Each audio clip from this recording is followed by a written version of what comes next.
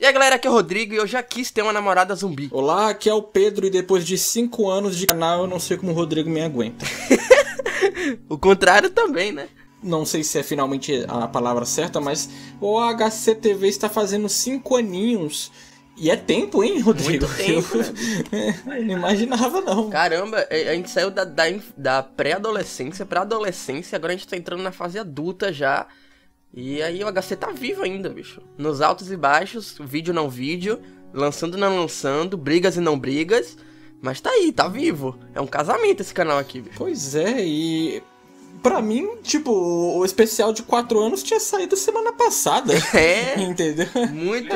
No especial de 4 anos, nós queríamos falar do anime que nós vamos falar hoje, que na verdade nós vamos falar do mangá. Não rolou, não deu tempo, então a gente acabou fazendo um especial, né? Falando rapidinho sobre a história do canal. Falamos ali sobre as pessoas que eram importantes para a construção desse canal, sejam os inscritos, sejam os nossos amigos que ajudaram bastante. E nós demos uma recomendação que era o tema de Desculpa de 3 mangás. Se não me engano, nós recomendamos Pluto, Neverland e Inside Mari. Inclusive que a gente tem que falar qualquer dia aqui no canal. Voou, né? Acho que esse ano 2007 voou. Nessa segunda metade do ano a gente lançou poucos vídeos, mas na verdade a gente gravou normal. A questão era editar, né? Que editar consome um pouco mais do nosso tempo. É, vocês veem aí que a edição é toda cheia de coisa, bonitinha. E gravar a gente consegue, mas editar realmente puxa um tempo que a gente não tem. Ainda mais porque os dois, né? Tô com a vida corrida, a vida adulta entrando aí. Então, normal. Mas o HC não para não, vai continuar. É, a gente tem alguns papos já gravados. Eu acho que eu falei isso no papo do Your Name, que foi o último. E aí eu já falei, a gente tem alguns papos gravados, coisa e tal. E realmente, a gente basicamente tem 3 papos inéditos, assim, né? Que nós gravamos para serem lançados. E nós temos reedições, né? Porque eu tô pegando alguns papos do canal antigo e reeditando, como eu fiz com o papo do Shingeki no Kyojin. Se você não viu, vai estar o card aí, ou enfim, vai estar aparecendo na tela, você vai poder pesquisar no canal. E nesse caso eu tinha pegado um vídeo reeditado para os padrões atuais, tentei dar uma melhorada no áudio, né? Porque afinal era um vídeo de 2013 e deu ali para encaixar em um papo do Shingeki no Kyojin. E pedi pro pessoal, olha, tem ressalvas, né? O canal ainda era jovem, tínhamos ainda uma dicção ruim, a qualidade do vídeo não era tão boa, seja de informação, seja como um todo. E eu quero fazer isso ainda com alguns outros papos, né? Então, ou seja, tem pelo menos aí uns 5, 6 papos que dá pra lançar. Conteúdo a gente tem, cara, o problema é editar. Então Exato. se alguém quiser ser nosso editor aí, ó, só já se cadastra. Bom, galera, a gente vai falar de Sankaria, como vocês quiserem, que é uma obra especial demais para essas duas pessoas aqui que apresentam este canal, porque foi o nosso primeiro papo anime. Eu cheguei no Rodrigo, falei, Rodrigo, vamos começar o canal, mas não vamos falar de um anime assim, ou de um mangá que tem um tema muito longo, não vamos falar de um Naruto, de um Cavaleiros, vamos falar de algo simples pra gente ver o que a gente acertou e errou, e aí acertar um pouquinho mais no segundo e no terceiro. E aí, na época eu tava vendo o Sankaria, indiquei ele pro Rodrigo pra gente poder fazer o papo, ele viu, nós comentamos, vai estar passando aí na tela, ou enfim, um trechinho do papo, do primeiro papo. Enfim, é um vídeo super amador, foi o primeiro papo do canal. Pra vocês terem ideia, eu e o Rodrigo gravamos esse papo numa madrugada de Natal. Sim, foi Natal de 2012. Nossa... Você vê como os bichos eram vagabundos, né, bicho? Cadê a família desses negros? Pois Passar é. Natalzinho. E aí... Foi gostoso, é um papo que eu lembro de ter sido gostoso de gravar, né? Eu lembro que a gente... Desde sempre foi gostoso gravar, não sei pra você, mas sempre foi gostoso gravar o papo anime. Com certeza, sempre foi. E aí gravamos, tal, foi aquela coisa legal, saiu o primeiro episódio. Na época o Kennedy fazendo as narrações das intros, que a gente colocava uma introzinha com o Kennedy falando a sinopse. E bem, galera, 5 anos se passaram e nada mais justo que fazer uma boa homenagem com Sankaria neste papo anime. E dessa vez a gente não vai falar do anime. No primeiro papo nós falamos do anime Sankaria. Aqui nós vamos falar do mangá. Nós vamos fazer nossos comentários do anime, mas aqui o foco é o mangá, até porque o mangá ele tem um final, tá ok? Então, sem mais delongas, Rodrigo, vamos para a leitura de comentários? Vambora. Bom, então a gente vai falar aqui da leitura de comentários do último papo, foi Your Name. E teve uma... A gente tá aqui no 3º dia de postado, né? Não, um dia depois eu tenho uma quantidade boa aqui de comentários. E a gente escolheu 2 comentários aqui, até porque... Vocês sabem, senão vai ficar muito longo o vídeo. E o primeiro comentário que eu vou ler aqui é o do Bruno Vinícius. Ele fala o seguinte: Como todos os seus filmes, esse também é visualmente deslumbrante, mas o tipo de história que Makoto Shinkai apresenta não funciona comigo. Alguns dos filmes dele são repetitivos com personagens sem personalidade, e que só pensam de maneira robótica no amiguinho. Só pensam em rolar a buceta do outro, de maneira romantizada. Deve ser por isso que as pessoas se identificam com isso. Assim, concordo e discordo, né? A gente até comentou sobre isso no canal, no papo. Que o Makoto, ele pega coisas pequenas e tenta deixar romantizado demais, grande demais aquela coisa pequena. E acaba não sendo algo verossímil dentro da obra, né? Fica meio bizarro, até pra quem tá assistindo não consegue acreditar que aquilo dali acontece mesmo naquele universo. Sim. E eu acho que isso aqui que ele comenta nesse comentário dele aqui, né? Ele diz assim que eu não consigo entrar na história porque eu não acho que a pessoa, né, se apaixone como robô assim. Eu nem acho que chega a ser um problema ter essa robótica, essa coisa automática nos personagens. Eu só acho ter um problema ele fica misturando toda hora. Ele quer passar uma hora um romance, uma história sonhadora, idealizadora, o que pra mim não tem problema algum. Mas aí do nada ele muda pra algo realista, pesado, dramático. E ele às vezes até consegue fazer essa junção, como acho que ele consegue fazer bem no Your Name. Mas às vezes parece sem credibilidade, parece só uma história que ele tá criando pra tentar te fazer chorar ou realmente te colocar negativamente. É aquele filme que ele não quer passar uma história, né? Ele quer que você saia chorando, só que ele quer tanto isso que ele não consegue. Então fica meio bizarro até pra quem tá lá propício a chorar a ver um filme desse. Mas eu acho que Your Name ele conseguiu, né? Melhorar isso aí. Sim, isso a gente até fala no papo, tá? Mas é como o Bruno falou aqui. Deve ser por isso que as pessoas se identificam com isso. Realmente, as pessoas, elas caem na direção do Makoto Shinkai porque elas são conduzidas por esse romance, por essa ideia sonhadora, porque é o que elas querem ter, né, na sua expressão, na sua vida pessoal. E aí elas perdem o chão quando ele retira isso do nada na obra, né? Quando ele tira, que é por exemplo, mais ou menos o plot twist do Your Name, né? Tem aquela coisa feliz, tal, aquele romancezinho bobo que todo mundo gostaria de ter e pum, plot twist. A diferença é que no Your Name ele prossegue com isso e dá um desfecho. Nos outros, ele tenta falar, olha, a vida é triste, é isso aí e a vida segue. É isso aí, entendeu? Mesmo. Bom, comentário do Rafael Luan. Ele diz aqui: eu gostei bastante de Kimi no Na wa, pois o anime é muito bem animado e tem umas melodias que, na minha opinião, são muito gostosas de se ouvir pelo ritmo e até mesmo pela letra da mesma. Uma das coisas que eu mais gostei nesse anime é o fato da obra valorizar bastante a questão dos sentimentos dos seus personagens, pois em muitos momentos temos o Taki ou a Mitsuha expressando algum tipo de sentimento, seja ele de alegria, tristeza, amor, o sentimento de ter uma nova experiência vivida e afins. Porém, teve algumas coisas que eu não curti muito na obra, logo, pra mim, não foi uma obra-prima. Então, primeiro, antes de continuar, acho que a gente já fala desse primeiro parágrafo, né? Porque a gente falou que é obra-prima no vídeo e eu continuo concordando, mesmo que tenha seus defeitos ali. Sim, com certeza. Ele comentou uma coisa aqui que é muito foda, é muito interessante em todos os filmes do Makoto, né? Que a melodia, as músicas realmente são lindas. Sim, e às vezes o que te deixa desolado no filme, dos filmes dele, né, não é só a mensagem, a história e o visual. A melodia, ela é como se fosse o prego, como aquela melodia nos 5 centímetros, né, no final do filme. É ela que finca o prego no teu coração. Sim, exatamente. Prosseguindo o comentário dele, ele fala: uma coisa que eu fiquei um pouco intrigado no anime foi a forma que foi construída a relação entre os personagens Taki e Mitsuha, pois eu não vi muitos motivos para eles se apaixonarem. A gente deu nossa razão no papo e eu não mudei de posição. Eu também não mudo não. Eu acho super viável a forma que eles se apaixonaram. E aí ele continua: já que durante quase todo o filme eles pouco se comunicam, mas é aquela coisa que a gente falou, Rafael. Eu acho que viver a vida um do outro é a melhor comunicação possível para você gostar de uma pessoa ou para você pelo menos se identificar com ela. E a identificação, né, a empatia, acho que é o primeiro passo para um relacionamento. Sim, você conhece mais a pessoa conhecendo o que ela faz, né? Como ela age em relação a situações. Mas isso a gente falou mais profundamente no papo, né? Pra gente não ficar repetindo aqui. Ele continua aqui: tudo bem, a relação deles não é desenvolvida só nesse quesito de comunicação entre os dois personagens, e sim é algo a mais. No entanto, é algo que me incomodou um pouco. Então tá certo, acho válido o ponto dele, né? A gente não viu problema nisso, porque até acaba sendo a nossa visão, Rodrigo, do que é um relacionamento e do que pode motivar a pessoa a um relacionamento. Ele tem outra, acho que é válido. Sim. Outras coisas que me incomodaram, porém, meu comentário vai ficar muito grande, então por hora é só. E aqui ele termina basicamente o comentário sobre o Your Name, e aí ele continua aqui. Aliás, essa é só minha opinião, espero não ter ofendido ninguém, é claro que não. Tanto é que estamos lendo a opinião dele aqui. E aí ele finaliza elogiando a gente, falando: bom trabalho, HC, e obrigado por deixarem os inscritos deixarem suas opiniões sobre as obras que vocês citaram em vídeo. Isso, ao menos comigo, me deixa muito mais familiarizado com a opinião de vocês. Haha. Então, Rafael, era isso que a gente queria. Então, missão cumprida.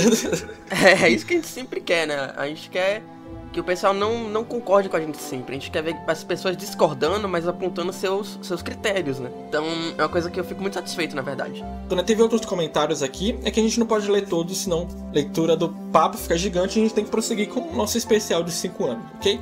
Então, Rodrigo, vamos chorar no nosso especial de 5 anos? Já tô chorando.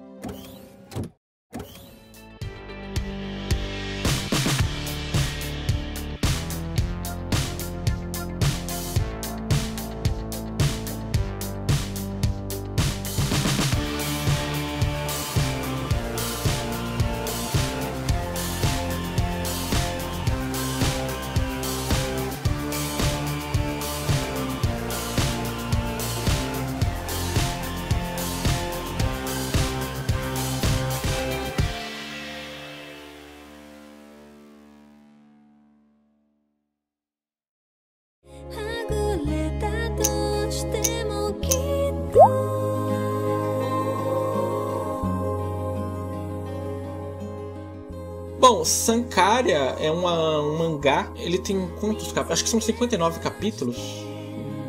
São 56. 56 capítulos, enfim, são 11 volumes ao todo. É uma leitura bem rápida, inclusive, porque são diálogos bem simples e tal, tem uma parte mais densa, mas é uma leitura bem rápida como um todo. Ele teve uma adaptação para anime que saiu em 2012, se eu não me engano, e do qual nós fizemos papo lá, que é o Papo Anime 1. E depois o anime ele não pega o mangá inteiro, ele pega só 2 volumes. Ele pega, na verdade, ele pega até o segundo volume e alguns trechos do terceiro. Ele me dá uma ordenada. Ele bagunça um pouquinho. É, né? Que eu acho que ficou bem feito isso no anime. Eu achei mais coerente. Ficou bem tranquilo, ficou bem tranquilo, na verdade. E aí, como o anime não termina a história, ele depois tem, acho que 3 OVAs que continuam um pouquinho da história, mas mesmo assim não finaliza ela, né? Provavelmente o anime de Sankaria não deve ter dado bons lucros. De qualquer forma, Rodrigo, nos apresente a história. Fale pro nosso inscrito qual que é a história desse bizarro mangá. A história vai contar sobre a vida de uma garota chamada Rhea, que ela nasceu numa família rica, e por conta disso, o pai dela... Por conta disso não, né? Na verdade, o pai dela, ele é obcecado pela garota, e a cada ano que passa, toda vez em seu aniversário, ele fotografa ela nua pra poder ver como é, sei lá, o crescimento dela ou algo assim. É realmente um hábito meio doentio, né? Mas eu não sei pra você, mas pra mim ainda ficou meio subjetiva aquela questão dele abusar dela ou não. Assim, abusar, claro, isso já é um abuso, né?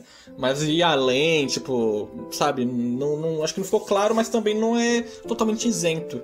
Assim, na verdade, passa a ser abuso a partir do momento que ela não quer, né? Mas... Sim, não, é um abuso. Fato. Sim, com certeza. Mas a questão é que o anime ele não se deu o espaço pra debater isso de uma forma mais natural, né? Sim. Ele deixou bem superficial. Mas enfim, continuando. Essa garota, ela é frustrada com a vida, até porque ela não consegue ter uma vida natural, normal, como qualquer outra garota. Ela é sempre presa entre colégio e casa. E toda noite ela foge de casa pra gritar num poço.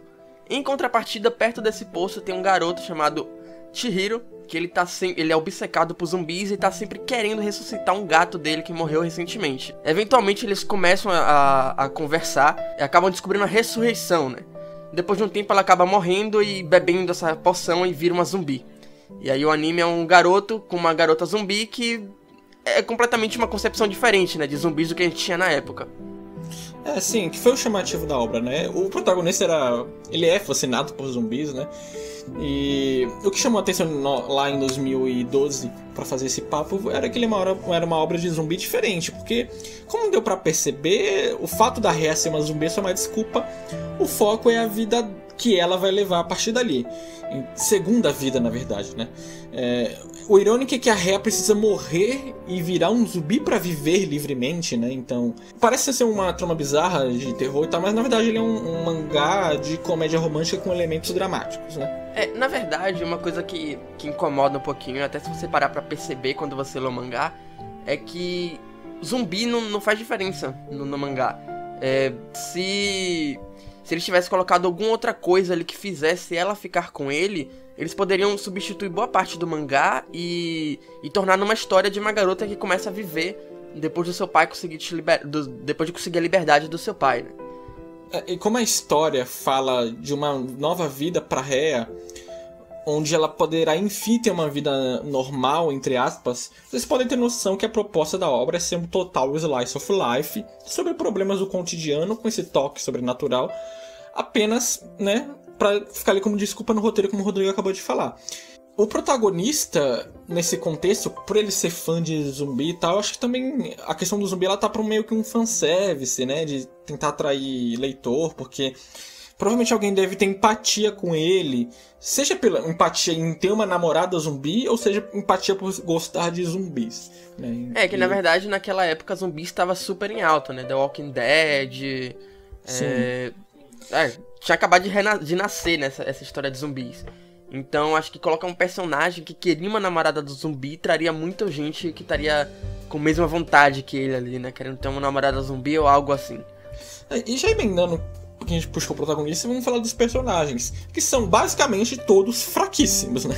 A Rhea, ela tem ela ainda tem aquele véu de cuidar, de ser uma menina fofa, uma namorada ideal, mas só que boa parte dos personagens não se desenvolve em conceito algum. Eles terminam como começam. Talvez a Rhea ali tenha amadurecido em certo ponto, mas ao meu ver, eles são todos fracos. A prima dele, meu Deus. Que na verdade, os personagens eles têm uma motivação muito rasa, né? Não acontece naturalmente. Você vê que a situação ali chega a um certo ponto que ela acaba sendo um pouquinho forçada para que a história vá para onde o roteirista quer que vá. Então você vê que a motivação dos personagens são tão rasas que elas não conseguem sustentar a história geral do anime. Então acaba que você tem situações que naturalmente não aconteceriam. Acontecem porque tem que acontecer pra chegar ao final. Então... Sim, é algo que você me falou quando você estava lendo. Você vê muito a presença da mão... A gente vai falar isso depois, né? Mas a mão do autor, às vezes. Mais que seja um slice of life, né? Onde você sabe que o problema do cotidiano... Tipo, o cotidiano não acontece coisas tão nocivas toda hora.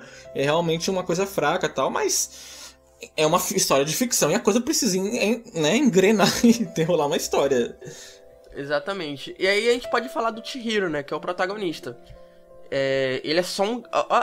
Pra você ver como é raso. É tão simples a história dele. Ele é um garoto que ele é apaixonado por zumbis. O gato dele morre, ele tenta criar uma poção ali de ressurreição. E eventualmente ele consegue ressuscitar o gato dele e a Rhea, que vem a morrer logo em seguida. Não é spoiler, né? Mas enfim.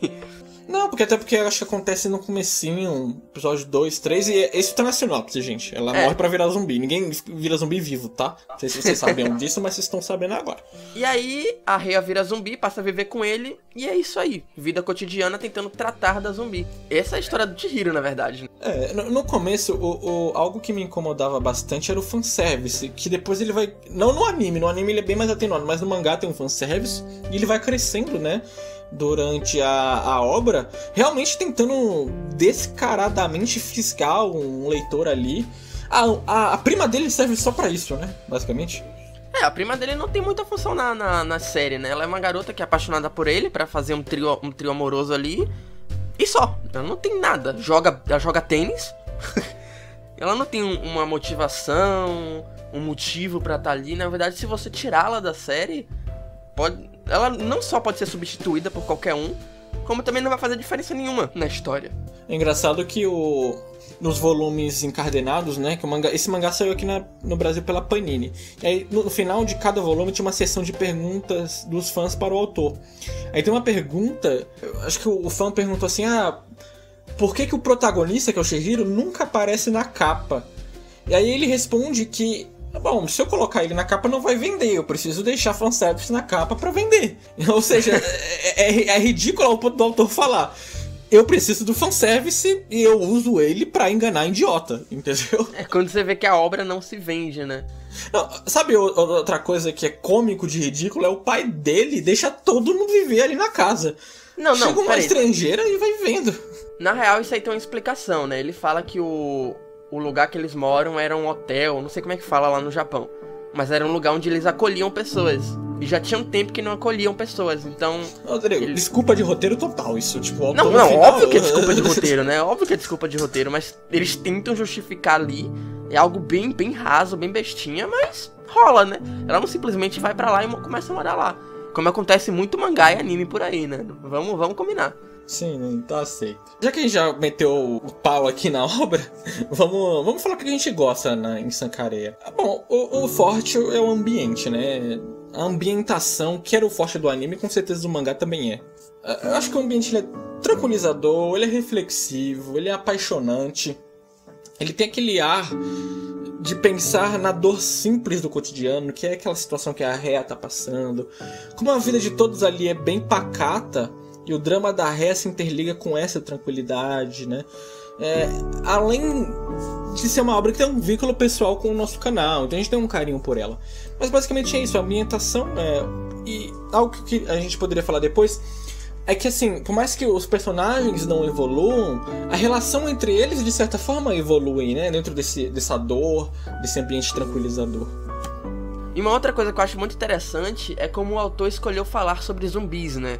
Tipo, naquela época a gente tava muito em The Walking Dead, em High School of the Dead, em toda obra de zumbi, né? Que o cara morre e já volta querendo comer cérebros, totalmente louco. E aqui a gente tem o início disso tudo, né? Uma garota que gradualmente ela vai apresentando situações ali em que ela vai mostrando ser uma zumbi que a gente conhece.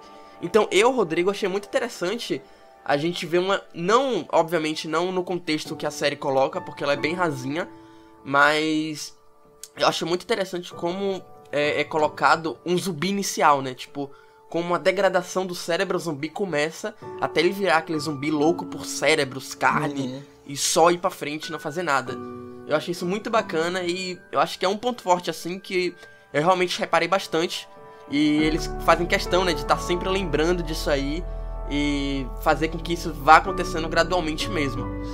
Chega em certo ponto que eles chegam na discussão sobre a ressurreição, né? De você reviver uma pessoa que você amava, né? Até porque a história vai tomando escala de outras pessoas que teriam se tornado zumbi ou não.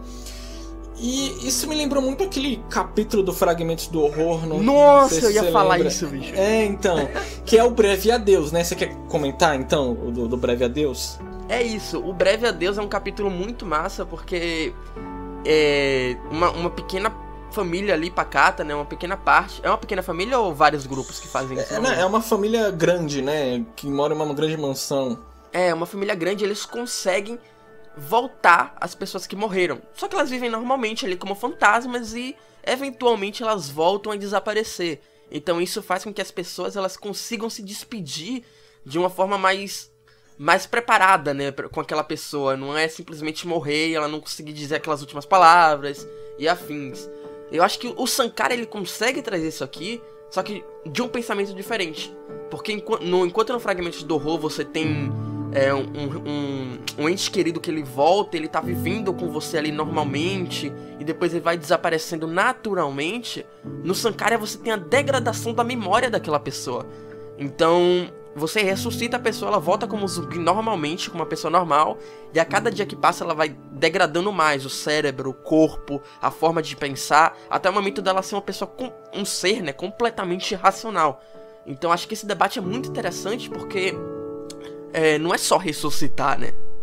É ver se aquela pessoa quer ser ressuscitada, é saber se aquela pessoa ela quer ser lembrada daquela forma, até mesmo você. Se você quer lembrar daquela pessoa daquela forma, a sua última memória vai ser um zumbi, sabe? Totalmente sem noção, sem consciência.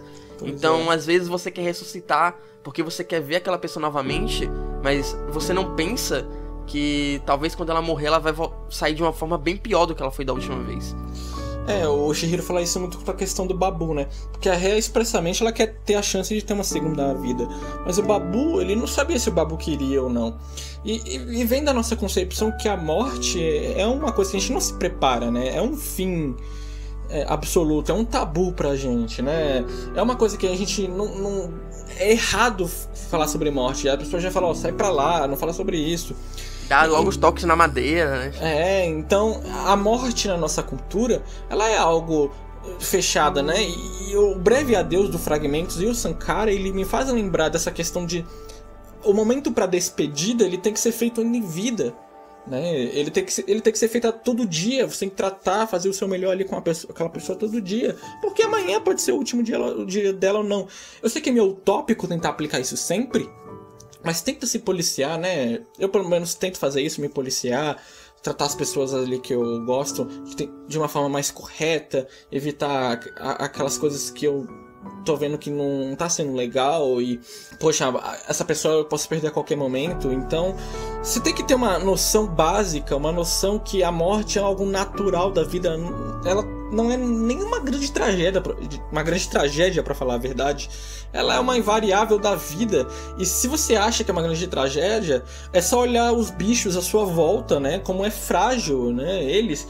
Porque eles não vivem em civilizações, eles não têm mecanismos que protegem a vida deles. Nós temos, mas olha como é frágil a vida deles. Então acho que é muito legal esse debate que Sankara traz ali no seu meio, né? Sim, cara, assim, a única certeza que você tem na vida é que você e seus entes uma hora vão falecer. Então o mínimo que você, eu, Pedro podemos fazer é demonstrar que a gente gosta daquele ente sempre, né? E fazer papo de Monogatari. Porque se a gente morrer não vai ter papo de Monogatari. Eu vou ter que ressuscitar pra matar o Rodrigo. Entendeu? E fazer o papo lá do sei lá de onde. Sankaré, zumbis apresentando, assim, o papo de Monogatari. Enfim. E aí, eu acho que se você começa a se policiar, sempre tentar não ficar mal com aquela pessoa, ou se estressar muito fácil, você já tá na frente de muitas pessoas que não fazem isso, não se policiam, não pensam nisso, sabe?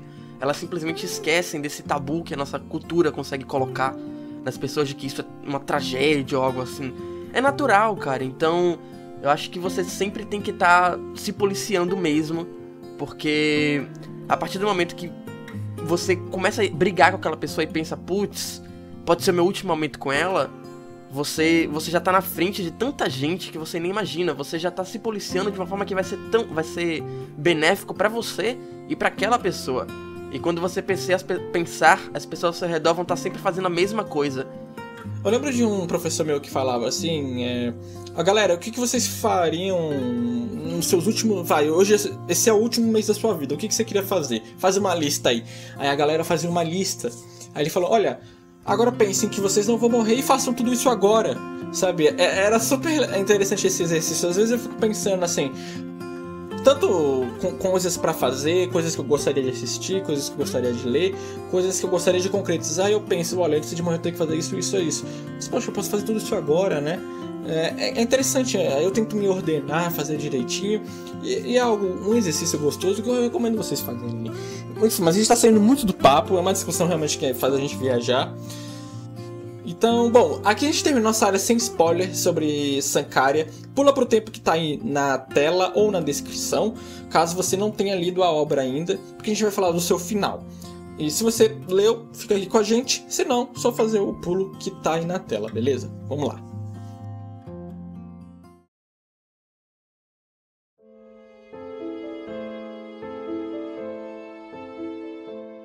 Agora vamos falar de Deus Ex Machina, vulgo Sankara. Então, cara, o primeiro ato de Sankara eu acho que é interessante, que é ali mostrando a garota que era presa pelo pai, ganhando a sua liberdade, né, começando a viver como uma garota normal. Ela tem os empecilhos ali por ser zumbis, né, tem a discussão de como manter o corpo dela bem. O primeiro ato é bem construído, na verdade, ele tem um início, meio e um fim. Só que aí quando você começa a entrar no segundo ato, você começa a ver muita coisa em que o roteirista, ele coloca ali pra ajudar a história a chegar onde ele quer. Você sente muito a mão do roteirista mexendo de uma forma que te faz pensar, putz, isso não aconteceria normalmente. Isso não é natural, sabe? E quando você tá vendo uma obra assim, o ideal é que o leitor, ele esqueça que ele tá vendo uma ficção, sabe? É isso que os filmes, as séries, os mangás, os HQs, eles querem passar. Eles querem que o leitor ele entre tanto naquela obra que ele esqueça do mundo real. Ele acha que aquilo dali é o mundo real, pelo menos no momento que ele tá lendo aquilo. Eu acho que Sankara ele peca muito em alguns momentos, na verdade em vários, né, com isso. Porque ele faz eu sair da obra, ele faz eu esquecer que eu tô naquele mundo, ele faz eu lembrar que eu tô no mundo real. Então, Sankara muitas vezes tem a mão do roteirista que você sente, caramba, velho, isso não aconteceria normalmente.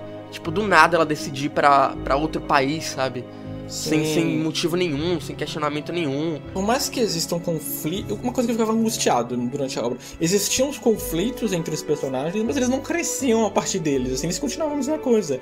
Então continuava o mesmo discurso. E em certo momento o relacionamento entre a Rei e o Chihiro vai pra frente, mas pelo esse fator que o Rodrigo falou, o autor deu um jeitinho, não foi por um debate que os dois chegaram, uma evolução dos personagens, não, o autor simplesmente fez um evento pra aquilo acontecer e aconteceu. Ele não te deu crivelidade, né? Ele não te convenceu que aquilo era real, ele simplesmente fez. E poxa, né, o melhor personagem do mangá morreu, que é o Babu. Na verdade, ele morreu no início, né? Mas enfim. Na verdade ele morreu antes da obra começar. Ha! Porra. Mas eu acho legal, por exemplo, o arco que eles vão queimar ele, né? É um arco legal ali que os dois discutem, mas não leva a nada. Não, era o que eu ia falar agora. Eu acho interessante como o Babu ele entra na questão da ressurreição dos entes queridos, né? Porque você vê que aquele momento mesmo, aquele arco ali que eles vão queimar ele. Na verdade o Chihiro vai queimar ele, né?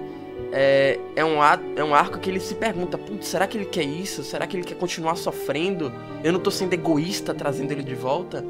Então...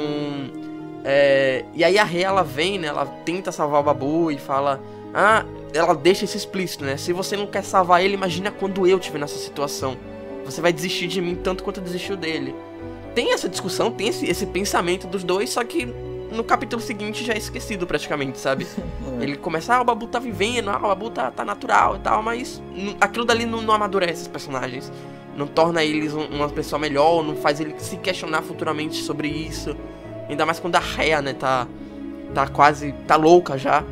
Ele ainda quer salvar ela, sabe? Então, você sente que o que eles passam ali vai ficando só naquele momento, não leva adiante, o personagem não leva aquilo pra vida. Pois é.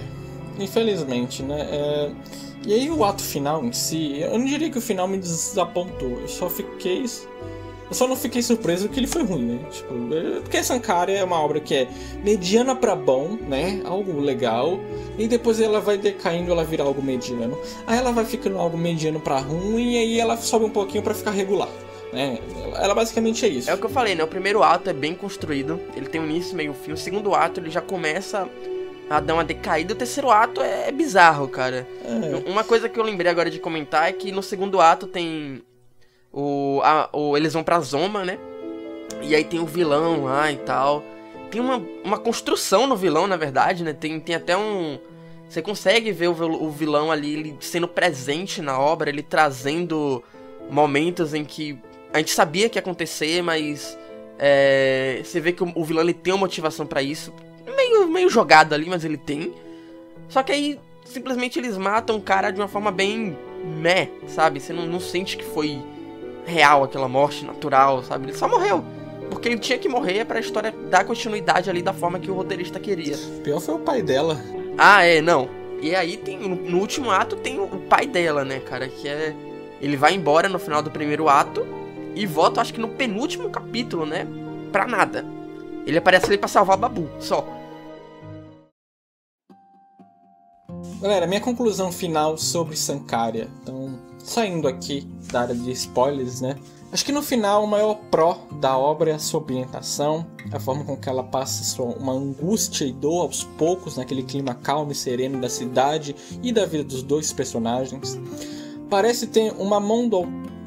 não, tem uma mão do autor que tira o crédito da obra em vários momentos, mas Sankara tem um grande pró de falar como reagir à dor, essencialmente à morte. Por mais que ela não chegue a uma conclusão, ela chega nesse ponto, sabe? Ela não faz uma grande tese, mas ela cita esse assunto e levanta bem ele. seja a dor não só da morte como um sentido real, né, a morte física, como uma morte filosófica ali de vida, como era o abuso da Rhea com o pai dela. Então, a própria despedida e tudo aquilo que inflige a vida dela também eu acho que enquadra com um certo tipo de morte, porque ela realmente vive na segunda vida dela, né? Ela precisa morrer pra isso. Então, no final ali, né, que ela consegue ter uma vidinha e tal, eu senti que sempre há tempo pra correr atrás do que não viveu. Né? Aquilo que a gente tá falando sobre a morte e sobre fazer algo antes da morte. A obra usa a Rhea como um cordão pra isso, mostrando seu amor pelo Chihiro como uma chamada, uma nova chamada para a vida dela. Mas no fim a obra não fala, como a gente já falou, né? Ela simplesmente termina como um romance e a vida dela vai ter aquele suposto fim, mas ela simplesmente traz esse tema à tona e eu acho que, voltando aos bons momentos do mangá, ele compensa a leitura. Eu ainda tenho um carinho, claro, eu e o Rodrigo nós somos suspeitos para falar que nós temos um carinho a mais pro Sankara, mas eu acho que ainda é uma obra que, por mais que tenha sido mediana ali, algumas falhas, é uma obra que eu acho que compensou eu ter feito a leitura. Sim, eu acho que é até uma prova, né, que por mais que a obra seja um amor pra gente, a gente meteu pau nela agora no papo, né? Sim. É uma obra que ela traz muitos sentimentos pra gente, memórias, e foi uma leitura gostosa, uma leitura muito boa. Sério, cara, eu tive bons momentos lendo esse mangá e vendo anime.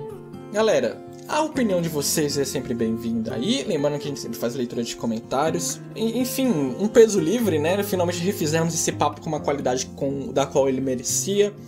Eu queria agradecer a todo mundo que tá aqui, seja inscrito novo ou que tá acompanhando a gente nesses 5 anos. Eu sei que tem uma pessoa ou outra que tá, porque eles comentam.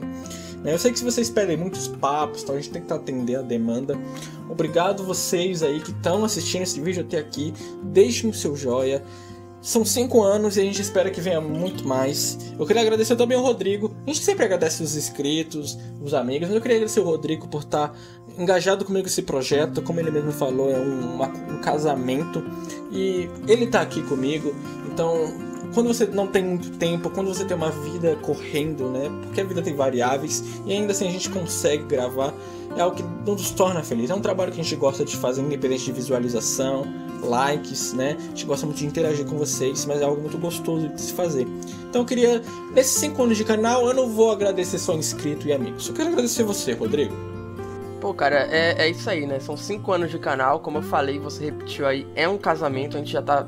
Na verdade, a gente já tá mais de 5 anos juntos, né? Porque a gente já tinha canal antes. Então, antes de tudo, né? Antes do canal, antes dos jogos, antes de tudo, eu acho que a gente já tava predestinado a estar aqui esses anos e muitos mais anos à frente fazendo o que a gente tá fazendo, né? Porque a gente tem uma vida fora do canal, a gente não se encontra, a gente não se fala só por causa do canal. A gente começou por causa do canal, mas hoje é muito mais do que isso, hoje é muito mais do que uma amizade. E eu tenho certeza que vai ser muito mais do que o que é hoje. Porque é assim, né, cara? A amizade, ela vai sempre crescendo e se tornando mais importante a cada dia. Até o momento que, se eu não falar um dia com o Pedro ou 2, já começa a ficar estranho. O dia já não é a mesma coisa, sabe? Então, eu acho que os 5 anos de HC, ele representa muito mais do que 5 anos de vídeos aí, né? Até porque não é só vídeo, cara. Tem canal aí com 6 meses que tem 3 milhões de inscritos. A gente tem quase 7 só.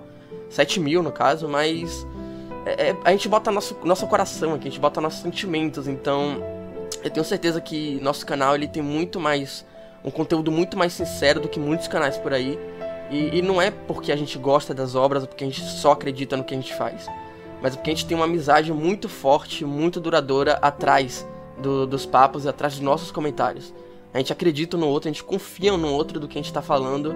Então acho que é por isso que a gente consegue trazer um conteúdo bom pra vocês aí. E eu tenho certeza que daqui a 5 anos a gente vai estar fazendo outro papo, falando dos 10 anos e comentando sobre essa aqui, comentando do primeiro papo.